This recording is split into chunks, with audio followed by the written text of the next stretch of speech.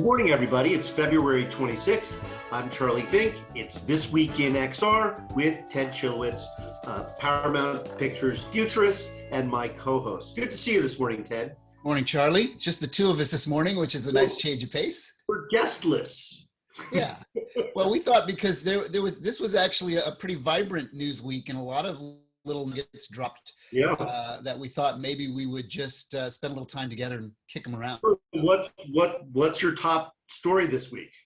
Well, you know, for me, because I am, as you know, and our listeners know that listen, I am very bullish on this wearable mixed reality trajectory, let's call it, and every piece of the puzzle that starts to reflect in my world, I pay close attention to. So when there was this pseudo, was it leaked? Was it Samsung deciding to sort of kick this around a little more of their next gen glasses prototype, where they clearly keep experimenting and are trying to stay one step ahead of the curve was pretty meaningful to me. So we could talk about that. And then I think the very big overt news, which I'll have an interesting take on, was the next step of PlayStation 5 and PSVR, which you and I have been talking about for a year now. So we knew it's coming at some point. Yeah, although we got a huge head fake from Jim Ryan a few months ago, who was like, no, right, VR is years away. Yeah, we like it, but we're all about PlayStation 5, not VR. And now I guess they're back to being about VR. Obviously great for the industry that they're improving and upgrading their hardware. It is the dominant system right now. And the better experience people can have in VR, the better off everybody will be. Right. That said, the Wire for me is a starter. Yeah. They did not change that. I think you and I are very much the same. The Wire is the death call of this stuff. And we can see people that we know, you and I have these devices, and our choice to playability, even with the Rift 5 and everything else, has migrated to wireless, and we're willing to make that give to get. We're willing to give up a little bit of quality in order to get away from the Wire. Yeah, so it's a surprise that they didn't make that move, and also a surprise that they're coming out with it so soon. I really don't understand why Jim Ryan was so emphatic. He didn't need to be. It's an unnecessary head fake. I mean, I get it. You don't want to know what your competitors to know what you're planning, but in this case, it seemed like it didn't really matter. Whatever he said wasn't going to affect what Oculus was doing. Neither did Oculus affect anything they were doing. My instinct is that they will listen to people like us and the uproar of the community of, like, in this modern technology world, with the ability to be able to wirelessly connect to the device, why aren't you putting all of your energy in figuring out how to make this device super nimble, super smart, and wireless, so that it still connects to your PS5 ecosystem, but you can roam around your house and be in your game room and your playroom, and you don't have to be tethered to the machine. And I think they're going to figure it out. User experience to kind of have this tail coming out. I just think they'll figure it out. I just think that I actually have high confidence that they will learn eventually, or a third party will learn. Like, what's interesting is on the Quest, there's that virtual desktop pack where you can actually, and there was a period of time we would also go to these trade shows and see these sort of very sophisticated like systems that had a wireless transmitter to the headset and back and forth. They were thousands of dollars. We're like, well, these are interesting for test cases, but this is never going to go mass market. And then the virtual desktop kids kind of figured out they could do a sideload Quest, and you connect it via USB-C, and then you can take USB-C off and it will actually stream it. And if you have really good bandwidth around your house and everything set up correctly and a really powerful computer, that's the ultimate sort of, geek rig, right? And so you can stream your high fidelity, high ray tracing stuff into a wireless headset. I just think Sony will pick up on those cues and probably figure that out, or a third party will. Yeah, it's funny because I've been using, I recently got the HP Reverb G2, which is the best headset I've ever owned by an order of magnitude. Yeah. Of course, having the power of a PC, you kind of get reminded, like, oh, this is the difference between what a PC can do versus what an Android system can do. Correct. But the wire is an issue. The wire diminishes that extraordinary visual experience that they went to so much trouble to provide. Correct. And I think what you said is exactly right. People, that tremendous sense of immersion for the convenience. Charlie, you may want to, you broke there for about 5 seconds. You may want to start that sentence again and they'll do an edit. Oh, I said that I was just repeating what you had said a few minutes ago, which is that people will give up great optics and all that PC power for the convenience of not being tethered. Absolutely. So yeah. It's a very, very big deal. And I think that manufacturers, no matter how good their systems are, ignore it at their peril. I would also say that applies to HP. I guess they have a wireless add-on that you can use to get rid of the wire. And if you're buying a Reverb G2 for your PC, obviously you probably can afford it. So, but the wireless thing is a huge deal for the development of the medium, whether it's an in-home entertainment device or as a mobile device that either can be worn outside the house or at least used outside the house. Right. The wire is death. So now you mentioned at the beginning of this conversation that there have been some developments with a Samsung head-mounted display. Yeah. For AR. That wasn't in my column this week. Okay. Yeah. So they showed, you know, and a few of the press sites picked it up. They showed a even more glasses-looking form factor device and some potentially internally leaked marketing material of someone using it and demonstrating some hand gesture stuff, and it was you know, it was notable to me. Maybe I pay extra close attention to anything on that front. Well, they've been threatening to launch a AR product for the past several years, so it's interesting to know that they actually are making progress with it, and it's not just something they're saying to look good at the shareholders meeting. Yeah. So that's you know, again, the more people you know, Giro, whoever around the world who are making glasses, the better off the industry will be. In some interesting M&A activity this week, there's a company called Interplay out of Austin that just raised $18 million to do VR training for skilled trades like electricians and plumbers and HVAC. I mean, $18 million is a lot of money. It's about similar to what Tailspin raised last year. Tailspin's a company that's doing soft skills training for human resources and for executives to learn how to counsel people and fire people and hire them and do all that good HR stuff. Yeah.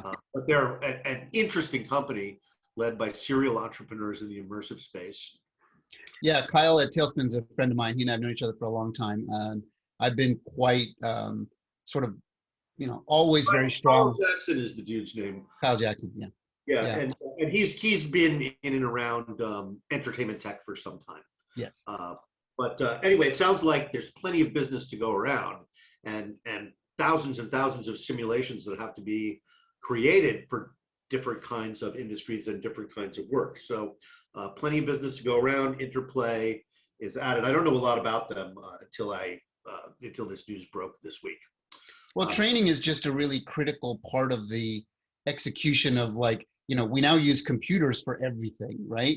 And you and I've talked about, this is the evolution of that visual device. So if you're going to use computers to do all of this training anyway in a 2D world, there's a natural extension of how do you increase the benefit by bringing it into a spatial world. This is where all your training classes go into and all your thought with enterprise clients and all that stuff.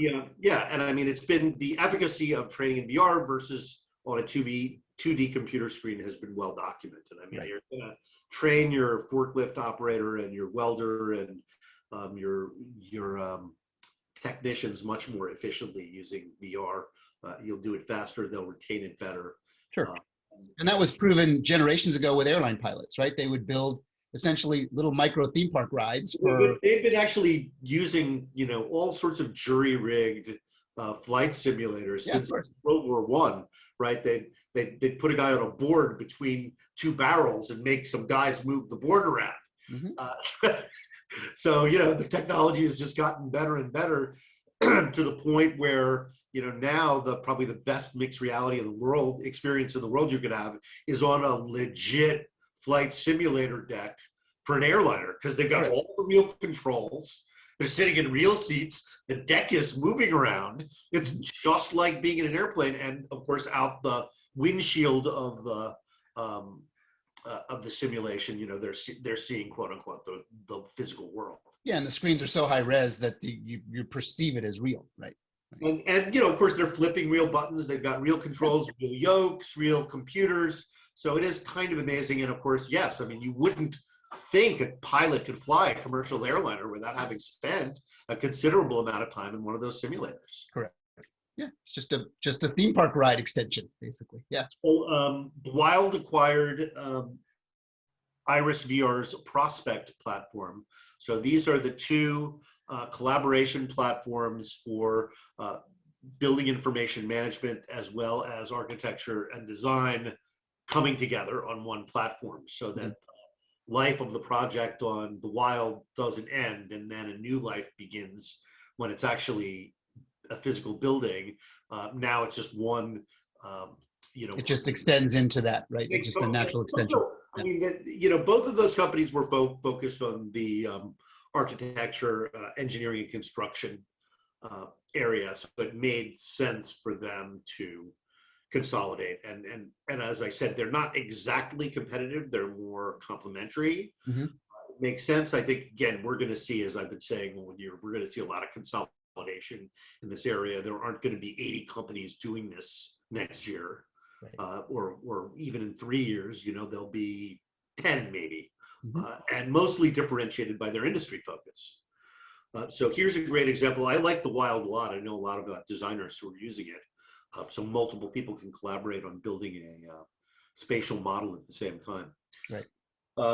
Of course, big announcement from Snapchat Lens Studio. For those of you who are interested in making things in XR, which is one of the classes that I teach, there are two main methods for making mobile AR for an individual or an individual artist. So one is Spark AR for Instagram and Facebook, and the other one is Snap Lens Studio, where you can make snaps. Both of them are terrific. They give you lots of templates. Last year, Spark AR added an asset library, so you no longer had to drag in a 3D object from some other platform. You can just, download it inside of the app and browse their asset store inside of the app. So adding an asset store, they've added a lot of other technology, including body tracking. So they've really beefed up both Spark AR and Snapchat Lens Studio have really beefed up the tools that they've made available. And it's part of a general trend I think we're seeing in XR toward user-generated content. It's just like the internet, right? At a certain point, it became very clear on the internet that what was driving usage was content that was created by people. It's true of the internet today because of social media. Yeah. Content created by the people that we know that has the most value, not content created by industries. So that idea that people are getting these communication tools, that they're using them at the scale that they're using them at, it's hard to imagine. There are 1.5 million Snap lenses that were made by people like you and me. So I think there's a really, really interesting development in the world of user-generated content, which I also believe, by the way, is going to be a critical success factor for VR metaverses. Right. If you can't allow easily make worlds, if you will, you're not going to have enough content to satisfy tens and hopefully hundreds of millions of people that will eventually be sharing the platform. Most of what we do on our phones and on our computers is to consume content that other users have made. You got some construction going on there in the background or something, Charlie? I gotta tell you.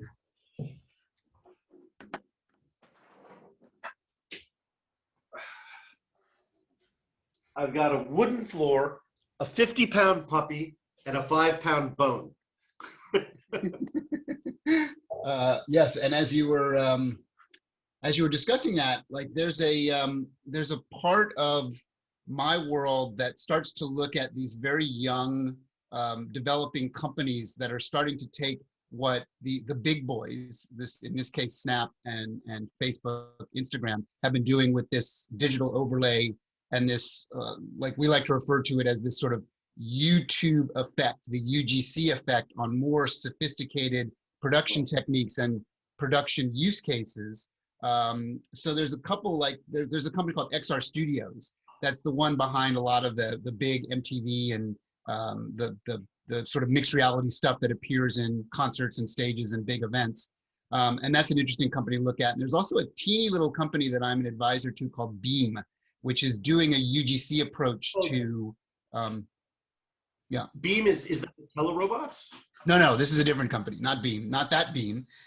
This is a company out of South Africa, just a couple of guys that are getting started with a UGC approach to bringing in assets and working them and sort of developing them in the way that sheds all the professional needs of a big VFX studio to take a UGC approach to building that kind of blended world content, way beyond just a Snap Lens or an Instagram, a Spark kind of thing.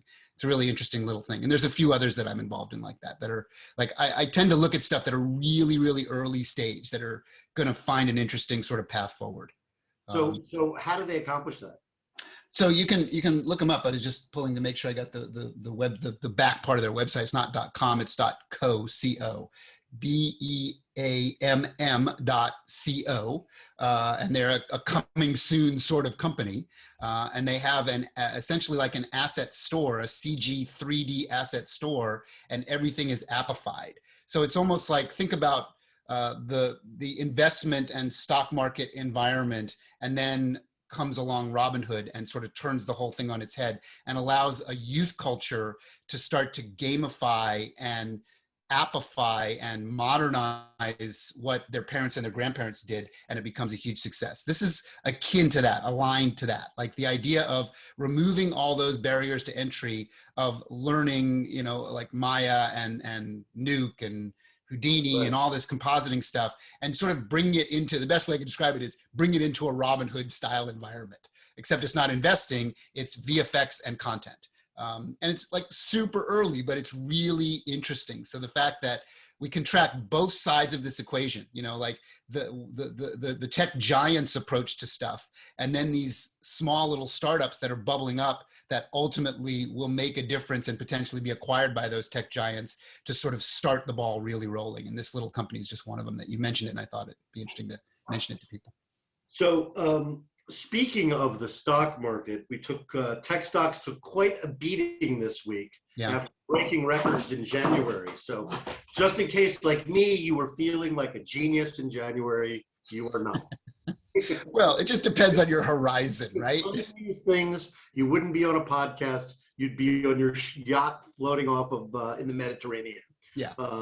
They are impossible to time. But I continue to believe that we are in the middle of a dramatic transition from atoms to bits, and that things that are in the real have descending value, things that are digital have an increasing value, and I don't think there's any way to change that. I don't think there could possibly be anybody listening to this podcast who has any doubt that Google and Amazon are going to be way more valuable 10 years from now than they are today. Yeah, I mean, there's that thesis, which buying Google is like buying gold right now. Yeah, and here's the slightly contrarian thesis, right? Is while a big part of my head and your head and everyone's head believes that, you also have to know that there are companies that felt like completely defensible and will always live forever that do no longer exist today. Sun Microsystems would be a good example of that. SGI it still exists in a weird sort of way, but it's not the powerhouse. Yeah, we right? would have never said of SGI in the 90s that we would be positive in 10 years it would be bigger. I don't know. I mean, I think we would certainly look at a lot of companies that don't exist today, Compaq and Gateway and a lot of really look at Compaq the way we look at Apple. No, but I'm just making the point that it's always a little bit of concern to be so overconfident that there's not a new one around the corner that is which is why Facebook keeps snapping up companies like WhatsApp and because and Instagram obviously. Go public today because if you've got something really good, somebody will make you an offer you can't refuse. Right. I just think, first of all, from an investment standpoint, knowing your horizon, especially if you're a kid listening to this and you're investing and you're watching the gyrations of the market, knowing that what you're really betting on is just, keep at it for 30 years, trade the way you like, play your theses out, but know that you shouldn't be trying to work with money you need tomorrow if you're an investor, right? You should be working with money you need in the long term. You can't time the market. People would try. Trying is an industry, but you really have to take a long view and not freak out when your Google shares go up 5 or 10 or even 20%, because it's all going to get smoothed out over time. Yeah. You could have a bad month, you could have a bad year, you could have a great month and a great year. It's all going to get smoothed out over time. One unshakable fact, like gravity, is that Google is going to be a lot bigger in 10 years. And by the way, as a Google shareholder, break them up. I think that would create much more value for me personally, financially. Kick out YouTube, kick out Instagram, let them go compete with each other. Right. And, people, I remember in the 80s, okay, I was only in my 20s then, but I remember in the 80s, everyone was freaked out about the breakup of AT&T. It's the end of American industry, right? It's the government crushing the soul of private industry. Had that not happened, I'm not sure the internet would have followed its trajectory. Right. So I think that, breaking up AT&T changed the world, and the world could use some little extra change right now. Yeah, and I don't disagree with anything that you're saying, and I'm clearly, as I'm heavily invested in lots of tech stock, and I'm invested in cyber, and I believe in the future of these companies. But in my heart of hearts, maybe is what I'm sort of trying to express, is that I also believe that there is a wave of change that no one has really discovered yet. Like that there is a next Amazon and there is a next Google, and it's likely going to be exponentially bigger than both of them. And you kind of think, well, how is that even possible? That's what I'm thinking this moment, right? You said it. But if I reflect backward at companies that used to be gigantic and are no longer gigantic, right? And are just a footnote in history, it happens over and over and over again. IBM in the 80s, everybody was IBM is a perfect example. Apple ever going to go up against and IBM. maybe Intel might be a modern example on the cusp, right? It's like Intel is still extraordinarily powerful. They still power the universe for all intents and purposes, but the market is a little shaky on them right now, right? So it's interesting. Well, the truth is that the secret sauce that they had has now been spread all over the world. So it's very hard for them to defend their position without dramatic innovation, and we see that's coming from other companies like NVIDIA and Qualcomm, and not so much from Intel, which was very much anchored in the PC and laptop world. Mm-hmm. And really, and that world is changing, right? Yeah. It was really not a mobile first company. So I guess for someone who makes their career with this sort of diplomatic disruption of change, I'm always I'm a never say never guy, and the bigger a company feels like it's completely impossible for it to be smaller than it is today, I always kind of question that logic a little bit. Well, again, so we're in the fun business because we get to walk around looking for people to surprise us. Correct, exactly. That's what I do every day. It's great to be us. I think that's what we got today. Anything we left out, Ted? No, I think that's a good coverage of stuff. I think, I was on this morning before we started, I hop on a site called Patently Apple. Oh yeah. Which I don't know if some of our listeners hop on that. I would say that's if you're interested in the trajectory of future devices and what Apple does right, which is really figure out all of the, let's call it, the intimate nuts and bolts of making something very usable. And then every other company in the world learns from that. And there are plenty of other patent sites, but the one I just hop on is Patently Apple because it's a nice little graphical interface. Just check it every 2 or 3 weeks and you kind of be like, oh, wow, they're really picking up some interesting companies. And there's a lot around gesture right now. There's a lot around their patents around and we keep referring to it because it's from my world and the Paramount Viacom world, the Minority Report effect, right? In some fashion, where you are no longer monkeying around with this device for the Your past. hands or your mouse. You are basically doing this, or you're using, some sort of wearable or something connected. Your hands or your mouse. The world is your screen. Right. Anywhere. Correct. A little like being inside of VR. Yeah. So just, check out that, check out any sort of patent site that you like to, if you're really super sort of, nerdy, there's way more technical ones, but this one gives you a nice overview of what they're up to. And you can start to put the puzzle together pretty well by tracking that stuff. It's funny. Somebody asked me in an interview yesterday, what do you predict for the next 3 years in AR? And my answer was, well, I expect Apple to play their hand, but I have no idea beyond that what that's going to mean in the market. Does that mean everybody has to pivot to deal with it? Or does it mean Apple has its approach and Facebook has its approach and they're going to compete as ideas? So yeah, I was just thinking this week about that moment when Steve launched the iPhone and he made fun of the stylus for a good period of time. And he's like, why would I want a stylus? I've got a stylus. It's my Now, of course, ultimately later on, Apple did release a pen and they found some use for the pen and it's all fine, or the Apple Pencil. But ultimately what he was sort of saying is that the future is natural hand, mind, eye interface, right? And he was a very early telling sign with that device of and he, of course, did it in his patented way of getting the crowd all riled up. And I was there in the audience and I was like, yeah, this is awesome. And it still holds today, right? Just the way that we understand the world and how we do things.